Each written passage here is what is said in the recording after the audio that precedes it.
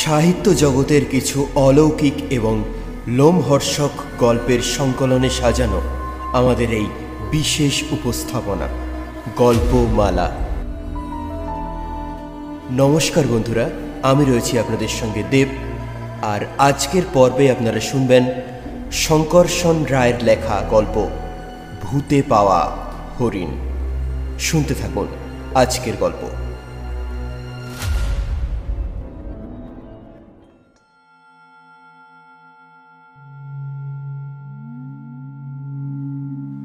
ভূতে পাওয়া হরিণ। হরিণকে কি কোথাও ভূতে পায়? আর কোথাও না পাক, মণিপুরের বিশেষ একটি জায়গায় পায়। সেখানে বিশেষ এক ধরনের হরিণ দেখা যায়, তাকে বলে ভুরু সিং হরিণ। মণিপুরীরা মনে করে এই ভুরু সিং হরিণের ওপরে ভূত ভর করে। জ্যোৎস্না রাতে জ্যোৎস্নার আলো বেয়ে নেমে এসে এই হরিণের কাঁধে চেপে বসে সে। এই জায়গাটি হচ্ছে মণিপুরের লোকটাক হ্রদের মধ্যে একটি দ্বীপ। দ্বীপটি জলের ওপরে ভাসমান। ভাসমান দ্বীপের ব্যাপারটা পরে তোমাদের বুঝিয়ে দিচ্ছি। এখন এই ভুরু সিং হরিণটিকে চিনে নাও। ভুরু সিং হরিণকে ইংরেজিতে বলে ব্রো এনটলারেট ডিয়ার। আকারে খুবই ছোট। তার ভুরুর ওপরে শিং আছে বলে মনে হয় যেন সর্বদাই সে শিং উঁচিয়ে তেড়ে আসতে উদ্যত। মণিপুর ছাড়া বর্মা ও থাইল্যান্ডেও তার দেখা মেলে। ও দুটি দেশে তাদের ওপরে ভূত ভর করে কিনা তা অবশ্য জানা নেই। বিখ্যাত বন্যপ্রাণী বিশারদ ই পিগি একদা এই ভূতে পাওয়া হরিণ দেখার জন্য মণিপুরে গিয়েছিলেন। ইম্ফলে পৌঁছে লোকটাক হ্রদে ভাসমান দ্বীপে কি করে যাওয়া যায় তার খবর নিতে গিয়েছিলেন বন বিভাগের দপ্তরে। এখন তোমাদের বুঝিয়ে দেই ভাসমান দ্বীপটি কি ধরনের দ্বীপ। জলে জমা শ্যাওলা, আগাছা ও ঘাস পলিমাটির সঙ্গে মিলেমিশে একাকার হয়ে একটি ঘনীভূত স্তর রচনা করে। তা কয়েক ইঞ্চি থেকে শুরু করে কয়েক ফুট পর্যন্ত পুরু। তার উপর দিয়ে হাঁটলে স্তরটি কাঁপতে থাকে। স্তরটি যেখানে পাতলা সেখানে পা ডুবে যাওয়ার আশঙ্কা থাকে, কাজেই খুব সাবধানে হাঁটতে হয়।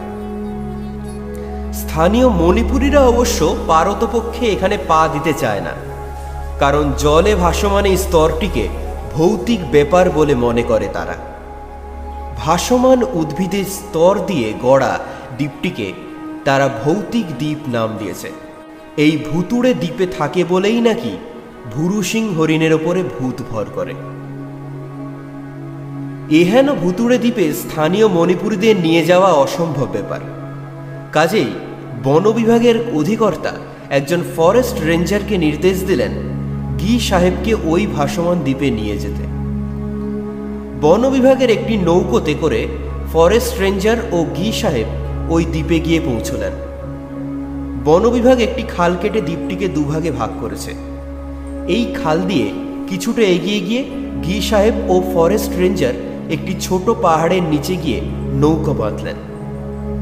পাহাড়ের মাথায় বন বিভাগের বাংলো। এই বাংলোর বারান্দায় বসে দূরবীন দিয়ে সমস্ত দ্বীপ জুড়ে তন্ন তন্ন করে খুঁজলেন গি সাহেব। কিন্তু ভাসমান উদ্ভিজ্জ স্তরের মধ্যে ভুরু সিং হরিণের পাল এমনই গা ঢাকা দিয়ে লুকিয়ে থাকে যে কোথাও তাদের খুঁজে পান না তিনি। ফরেস্ট রেঞ্জার বললেন, ওদেরকে খুঁজে পাবেন না মিস্টার গি, সবসময় ওরা গা ঢাকা দিয়ে থাকে। গি সাহেব বললেন, সবসময় গা ঢাকা দিয়ে থাকবে তা তো আর হয় না রেঞ্জার সাহেব, কখনো না কখনো চড়তে বেরোবে নিশ্চয়ই। দিনের বেলায় যারা গা ঢাকা দিয়ে থাকে তারা নিশ্চয়ই রাতে চড়তে বেরোয়। আপনি কি রাত হওয়া পর্যন্ত অপেক্ষা করতে চান নাকি মিস্টার গি? ফরেস্ট রেঞ্জার শিউরে উঠলেন। নিশ্চয়ই, জ্যোৎস্না রাত, ওরা বেরিয়ে পড়লে দেখতে পাবো নিশ্চয়ই। কিন্তু ওদের সঙ্গে তারাও যে আসবে জ্যোৎস্নার আলোবে। বলতে বলতে ফরেস্ট রেঞ্জারের গলার স্বর কেঁপে ওঠে। তখন গি সাহেব বললেন, কারা রেঞ্জার সাহেব? রেঞ্জার সাহেব বললেন, তাদের নাম আমি মুখে আনতে পারবো না মিস্টার গি। মৃদু হেসে গি সাহেব বললেন, মুখ ফুটে যাদের নাম আপনি করতে পারছেন না তাদের আমি কিন্তু ভয় পাই না রেঞ্জার সাহেব। এরপর ফরেস্ট রেঞ্জার আর কোনো কথা না বললেও দেখা যায় যে এখানে রাত কাটানোর সম্ভাবনা তাকে রীতিমতো শঙ্কিত করে তুলেছে। সন্ধ্যা হতেই তিনি ঢুকে পড়লেন বাংলোর মধ্যে। গি সাহেব বিস্তর ডাকাডাকি করেও বের করতে পারলেন না তাকে ঘর থেকে। ফরেস্ট রেঞ্জার বেরিয়ে না এলেও গি সাহেব এলেন। বারান্দায় বসে বসে অপেক্ষা করলেন। জ্যোৎস্নায় অপরূপ হয়ে ওঠে দ্বীপটি। চারদিকে জলের রূপালী জৌলুসের মাঝখানে যেন একটি ছায়া ঘন রহস্যময় পরিবেশ। তার মধ্যে কারা যেন নড়ে চড়ে বেড়ায়। চোখে দেখা যায় না তাদের, মনে হয় যেন আলো ছায়ার কারসাজি। হঠাৎ পাহাড়ের ঠিক নিচে ছায়ার ঘেরাটোপ থেকে বেরিয়ে আসে 10-12টি হরিণ। তাদের ভুরুর ওপরে শিং, বাদামি চামড়ার ওপরে সাদা ছোপ জ্যোৎস্নায় ঝলমল করে। জলজল করে তাদের কালো চোখ। হঠাৎ তারা মুখ তুলে তাকায়। গি সাহেবের মনে হলো যেন তাঁর দিকেই তাকিয়ে আছে। কয়েক মুহূর্ত মুখ তুলে তাকিয়ে থাকার পর তারা নাচতে শুরু করে। একই সঙ্গে যৌথ নৃত্যের ছন্দে তারা পা ফেলে ফেলে নাচতে থাকে। মুগ্ধ বিস্ময়ে চেয়ে থাকেন গি সাহেব। দৃশ্যটা এমনই অপ্রাকৃত যে গি সাহেব নিজের চোখকে বিশ্বাস করতে পারেন না।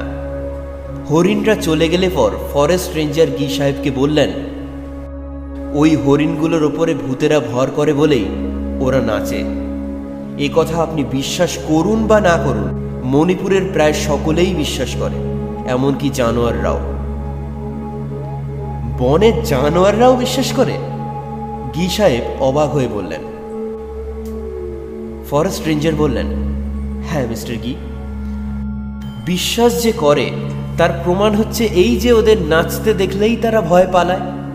জানেন, বাঘ বা চিতাবাঘও ওদের নাচকে জমের মতো ভয় করে।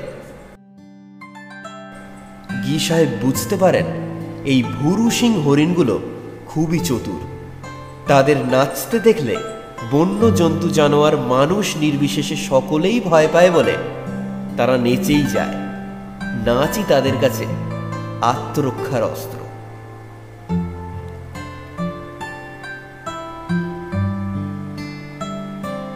শুনলেন ভূতে পাওয়া হরিণ।